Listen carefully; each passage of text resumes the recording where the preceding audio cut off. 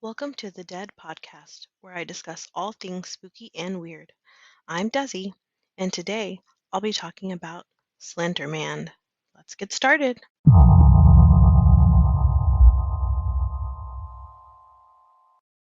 Hey everyone, how's everyone on this spooky night? It's getting closer and closer to Halloween. Is everyone excited? I actually took the day off for Halloween, so I'm super excited about that. I'm not sure what I'm doing yet. I just wanted the day off just to do whatever I wanted, anything spooky, or just watch horror movies all day and pig out.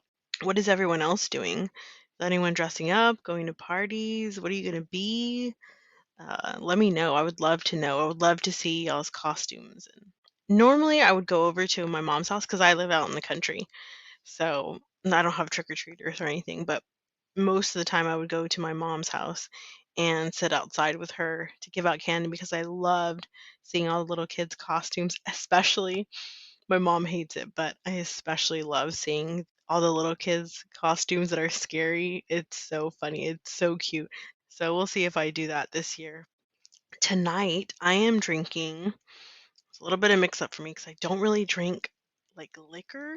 I have like a bunch of like little bottles of like liquor in my that have been sitting in my fridge forever. So I said I should probably drink them. So yes, I am drinking a Coke with Jack Daniel's Tennessee Fire whiskey, which I didn't know about. I said I don't know about drinking this. I kind of took a sip of it and I was like, this is gonna burn. Which it did kind of burn.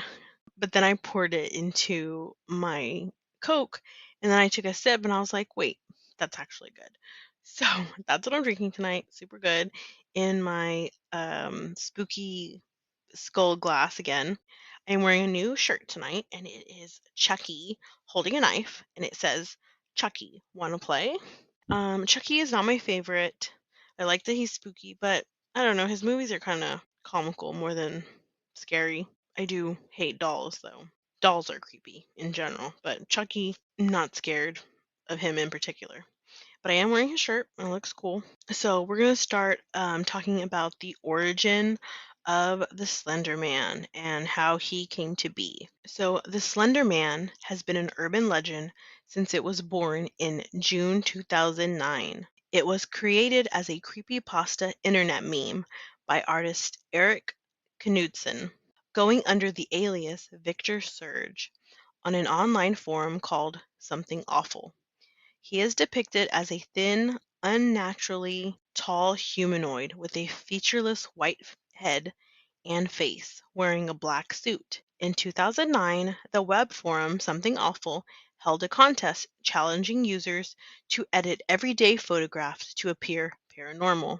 Knudsen submitted two black and white photos of children with a newly created Slenderman character lurking in their backgrounds.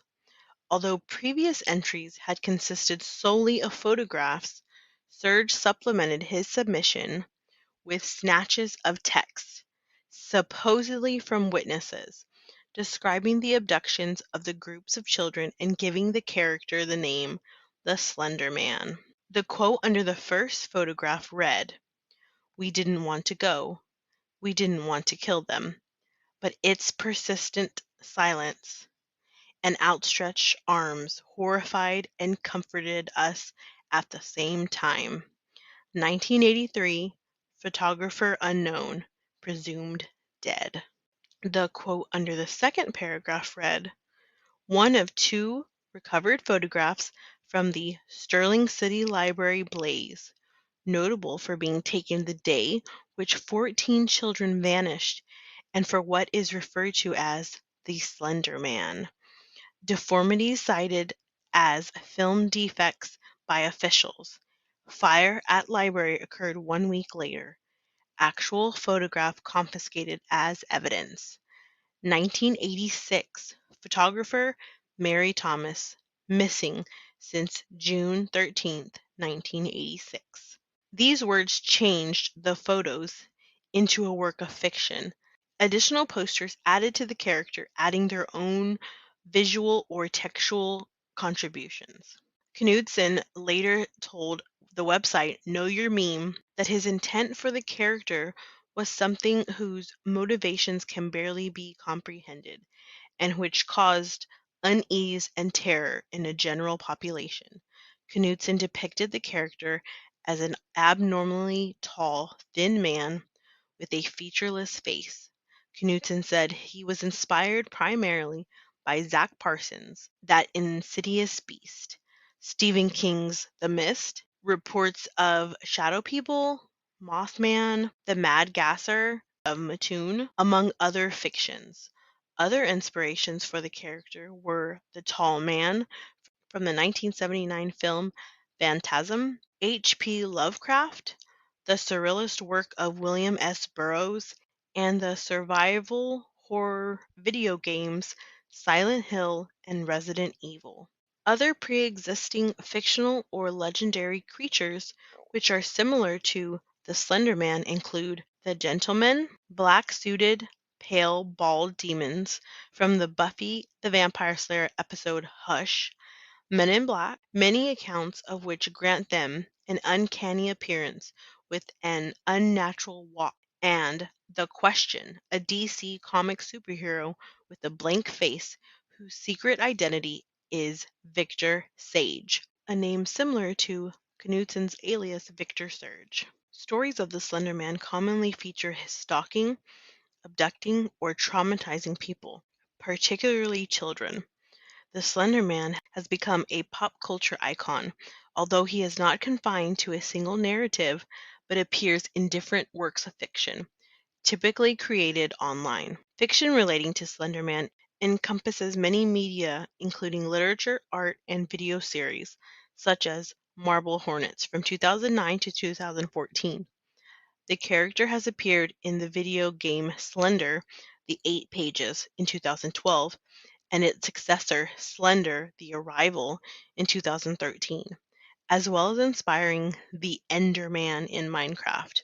He has also appeared in a 2015 film adaptation of Marble Hornet. 2018 film, the story has influenced everything from Halloween costumes to video games to documentaries.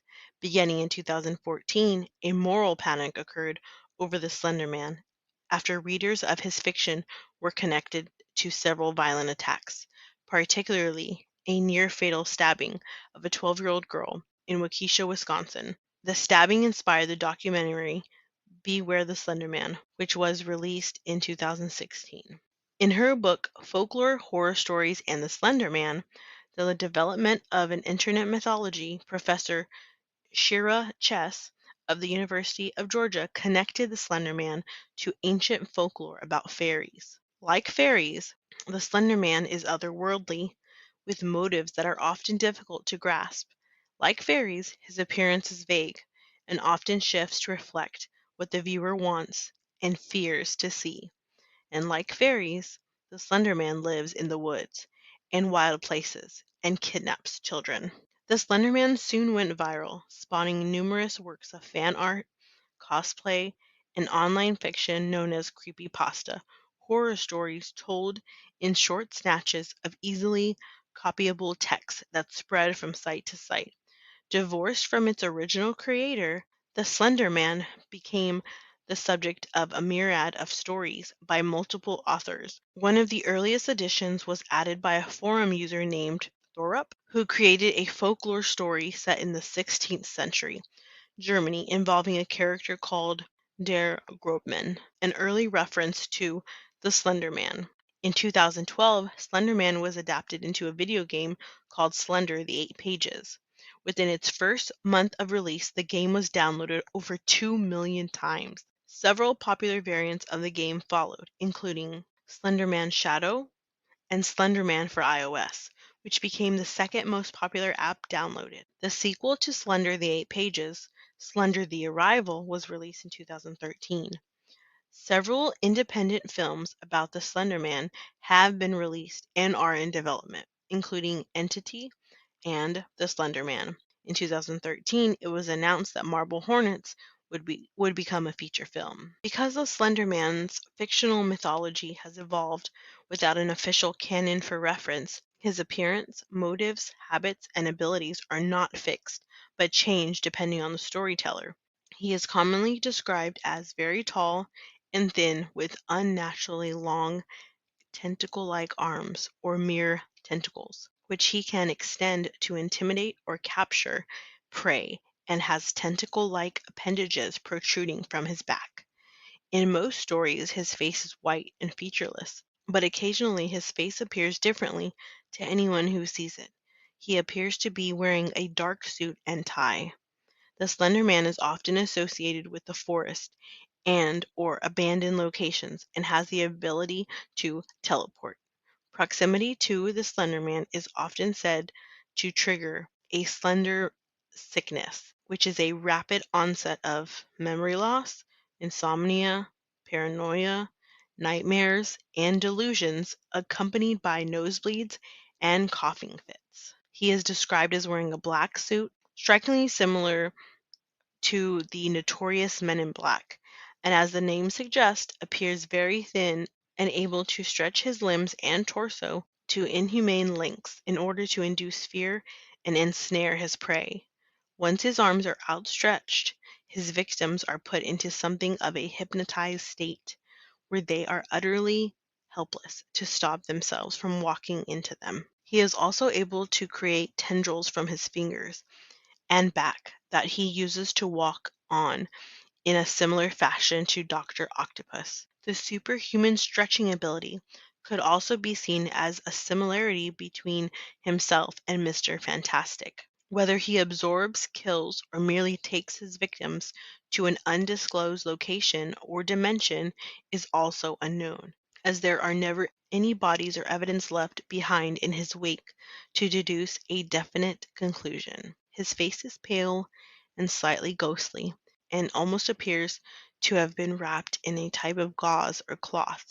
His facial features are also an object of debate, and many people believe that his face looks different to each person, if it is seen at all. He sometimes is portrayed wearing a hat, which is sometimes a bowler, a fedora, or sometimes a top hat. He may also be seen wearing a long flowing necktie or scarf, which is either red or gray. He often keeps his long pale hands crossed politely behind his back or hanging loosely at his sides.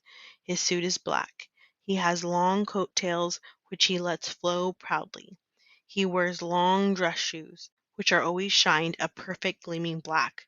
It is often thought as well that he enjoys stalking people who become overly paranoid about his existence, and purposefully give them glimpses of himself in order to further frighten them. For this reason, it seems like Slenderman very much enjoys psychologically torturing his victims. He often appears to float or drift around rather than walk, which suggests the possibility of him being an ethereal being rather than a creature or a man. This would also explain why he is able to remain mobile in spite of his poorly proportioned body. Early stories featured him targeting children or young adults. Some featured young adults driven insane or to act on his behalf, while others did not, and others claimed that investigating the Slender Man will draw his attention. The web series Marble Hornets established the idea of proxies, humans who fall under the Slender Man's influence. Those initially they were simply violently insane, rather than puppets of the Slender Man. Marble Hornets also introduced the idea that the Slender Man could interfere with video and audio recordings, as well as the Slender Man symbol, which has become a common trope of Slender fiction. Graphic violence and body horror are uncommon in the Slender Man mythos, with many narratives choosing to leave the fate of his victims obscure. Shira Chess notes that it is important to note that few of the retellings identify exactly what kind of monster the Slender Man might be and what his specific intentions are. These points all remain mysteriously and usefully vague. Media scholar and folklorist Andrew Peck attributes the success of the Slender Man to its highly collaborative nature. Because the character and its motives are shrouded in mystery, users can easily adapt existing Slenderman tropes and imagery to create new stories. This ability for users to tap into the ideas of others while also supplying their own, helped inspire the collaborative culture that arose surrounding the Slender Man. The Slender Man is similar to campfire stories or urban legends, and the character's success comes from enabling both social interaction and the personal acts of creative expression. Although nearly all users understand that the Slender Man is not real, they ignore that disbelief in order to become more engrossed when telling or listening to stories. This adds a sense of authenticity to Slender Man legend performances and blurs the lines between legend and reality, keeping the creature as an object of legend dialect.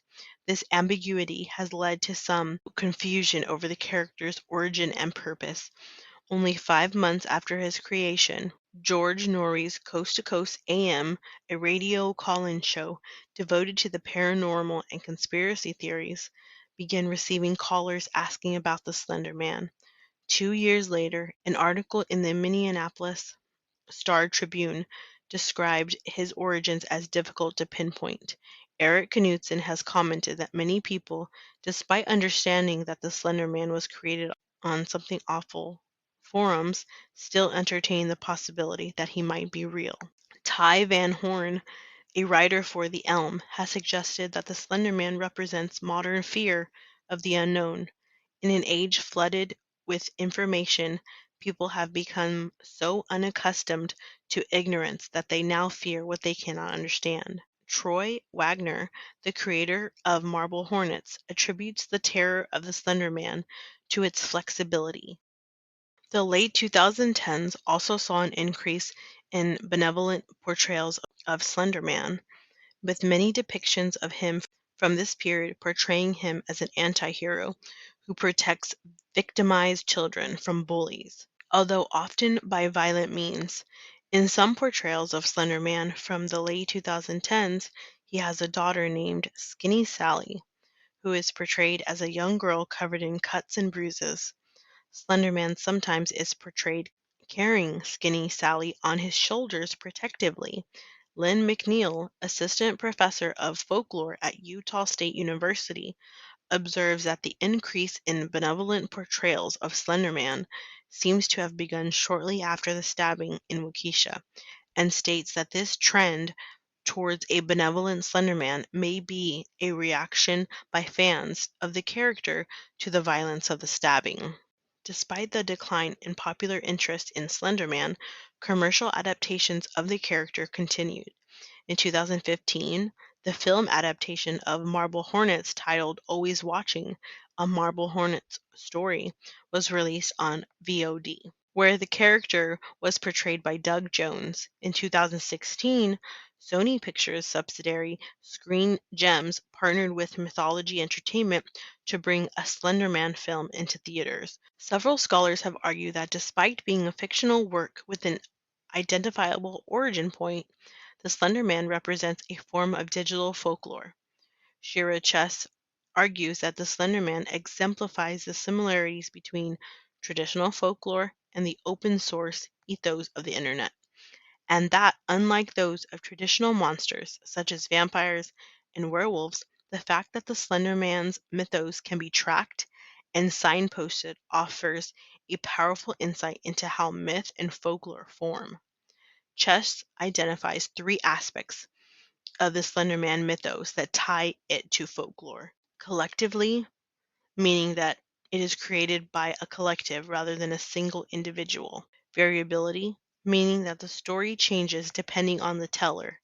And performance, meaning that the storyteller's narrative changes to reflect the audience's response.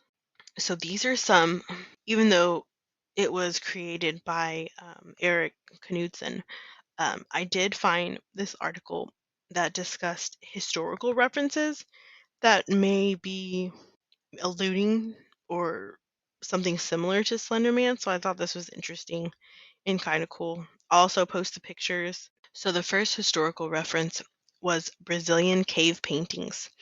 The earliest argued reference to the legend is within the cave paintings found in Serra da Capivara National Park in the northeast of Brazil, which are believed to date from as far back as 9000 BC. These paintings show a strangely elongated character leading a child by hand, but make no reference to the extra appendages. The next are Egyptian hieroglyphics.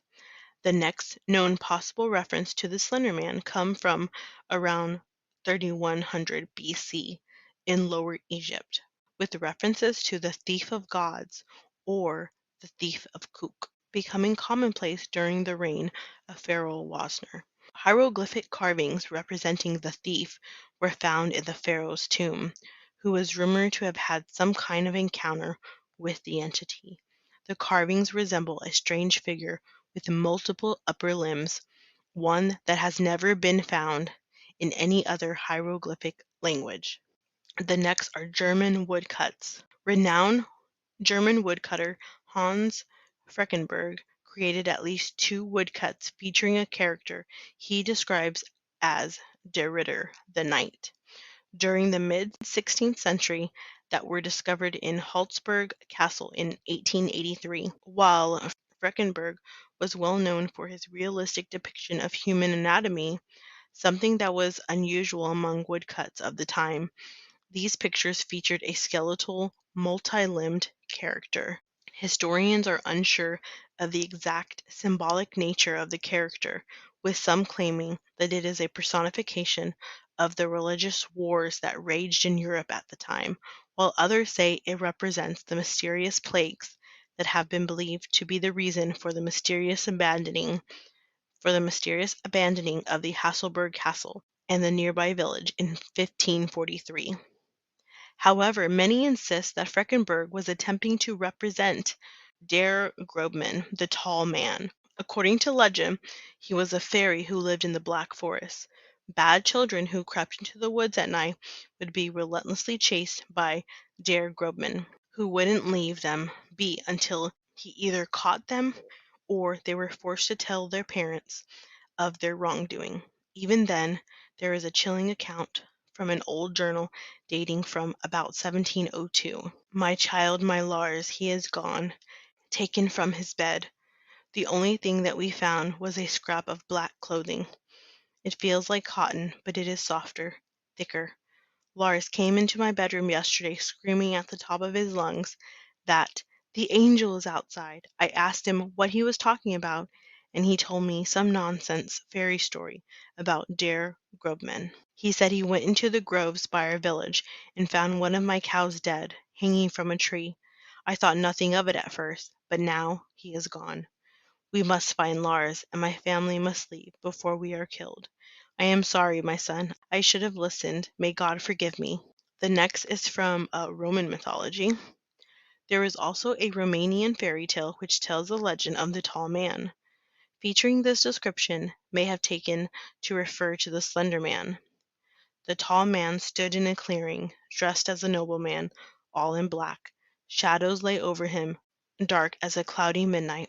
He had many arms, all long and boneless as snakes, all sharp as swords, and they writhed like worms on nails. He did not speak, but he made his intentions known. In the fairy tale, the tall man causes a mother to kill her husband and child before he slid from a fireplace and clenched her in his burning embrace. Now, English mythology, there is also an English myth referring to the tree man, whom is said to have a slim body with appendages that look like tree branches. He is only known to be seen in the woods and was used as a story that parents told their children to stop bad behavior, like everything else I've talked about. Always scaring kids. There have been quite a few disappearances of children that have been said to be linked to the tree man. Okay, now I'm going to briefly talk about the case that had to do with Slenderman. So this happened on May 31st, 2014. Two 12-year-old girls in Waukesha, Wisconsin held down and stabbed a 12-year-old classmate 19 times. When questioned later by authorities, they reportedly claimed that they wished to commit murder as a first step to becoming proxies for the Slender Man. Having read about it online, they also stated that they were afraid the Slender Man would kill their families if they did not commit murder. After the perpetrators left the scene, the victim crawled out of the woods to a roadway. A passing cyclist alerted authorities, and the victim survived the attack. After a massive manhunt, the alleged attackers were apprehended close to Interstate 94. An officer found a knife believed to have been used in the stabbing in one of the girls' bags. Both attackers have been diagnosed with mental illnesses and have also been charged as adults. One of the girls reportedly said Slenderman watches her and can read minds and teleport. Experts testified in court that she also said she conversed with Lord Voldemort and one of the Teenage Mutant Ninja Turtles. On August 1st, 2014, she was found incompetent to stand trial, and her prosecution was suspended until her condition improved.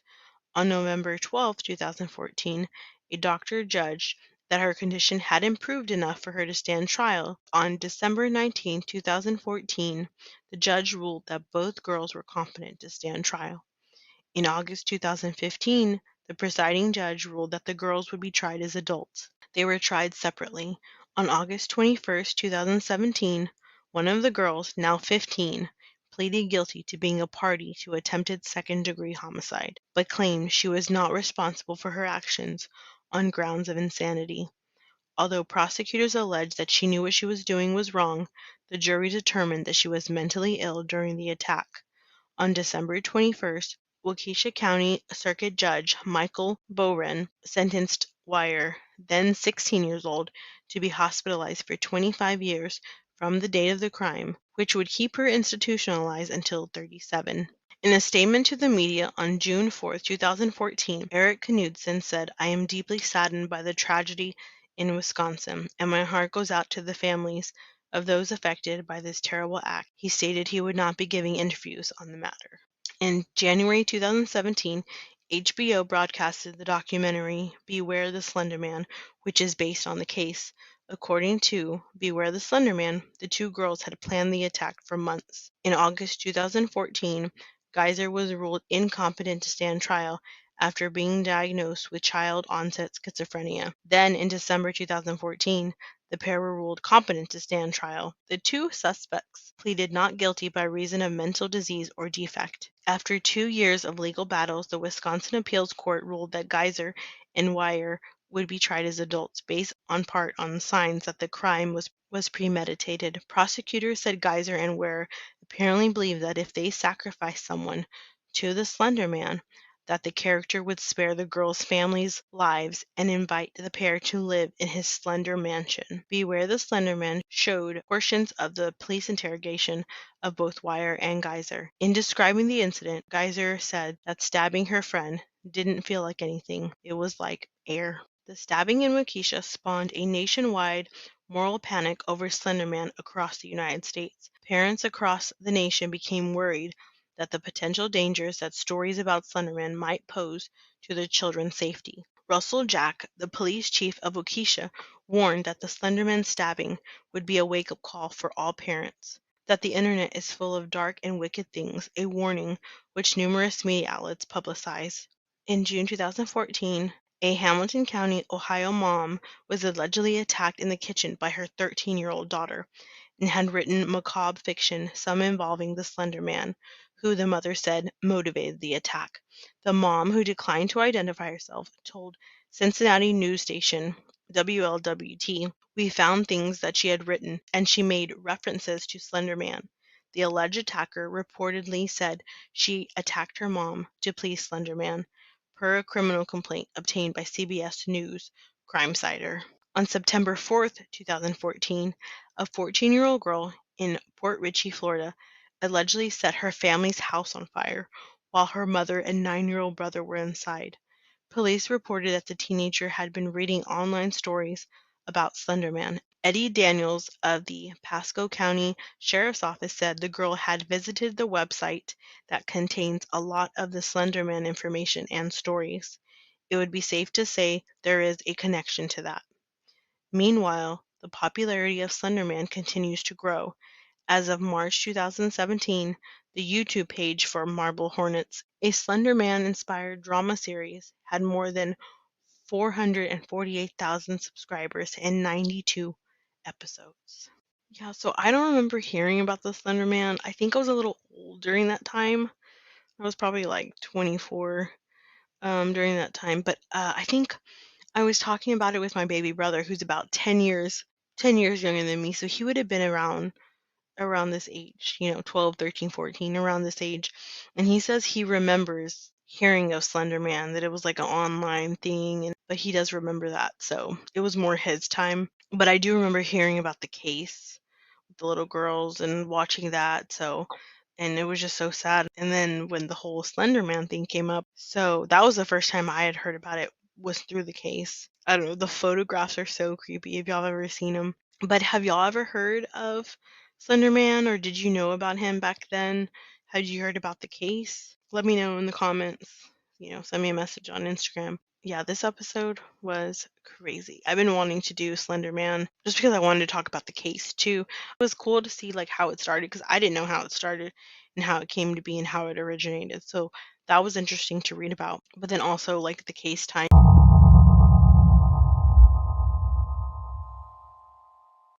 That brings me to the end of this episode. Thanks for listening to the D.E.A.D podcast. Please follow us on Instagram, Facebook, or TikTok at the D.E.A.D podcast. Also, feel free to send in your stories, episode suggestions, or feedback at the deadpodcast1 at gmail.com, or DM me on Instagram. And that would be great. I would love to hear feedback or your stories you want to give, or episode suggestions. Let me know if you want to hear more true crime, more ghost stories, more haunted places, more scary movies. Whatever y'all want to hear, let me know, and I'd be more than happy, to do it. Just let me know. And if you enjoy this show, please rate and review us on whatever platform you're listening on, because it really helps. It really boosts the podcast, gets the word out there on my podcast. And I greatly, greatly appreciate it for all the 5-star reviews, for all the shares, for all the posts. Everyone has been great. I'm so grateful for everybody sharing the podcast on Instagram and sharing my post, and especially on days when I upload new episodes, and for listening to the episode. And I'm very grateful for that. So thank you everyone for doing that. And be sure to come back next week.